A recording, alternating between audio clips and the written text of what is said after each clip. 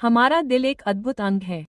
यह हमारे लिए हर दिन हर पल कड़ी मेहनत करता है, हमारे शरीर की हर कोशिका तक खून और ऑक्सीजन पहुंचाता है।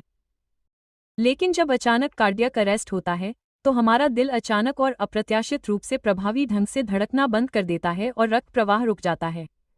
बिना किसी हस्तक्षेप के मस्तिष्क, महत्वपूर्ण अंग और हमारा हृदय मरना शुरू हो जाएगा। सीपीआर शुरू करना व्यक्ति के बचने का एकमात्र मौका है। मस्तिष्क क्षति 4 मिनट के भीतर शुरू हो जाएगी और 10 मिनट के बाद मस्तिष्क क्षति अपरिवर्तनीय हो जाती है। जीवन बचाने की शक्ति वास्तव में आपके हाथों में है। सीपीआर करने से 2 महत्वपूर्ण चीजें होती हैं।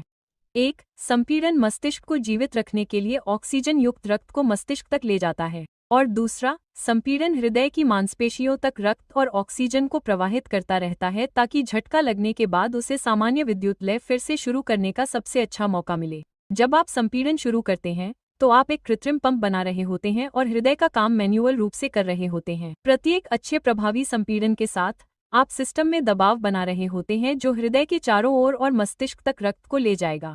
सीपीआर के साथ खून के बहाव को शुरू होने में समय लगता है, इसलिए दबाव बनाने के लिए जोर लगाना और तेजी से दबाव डालना बहुत जरूरी है जिससे दिमाग तक खून का बहाव बना रहे।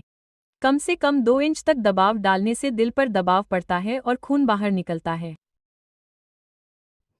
खून के बहाव को जारी रखने के लिए प्रति मिनट 100 से 120 बार दबाव डालना जरूरी है।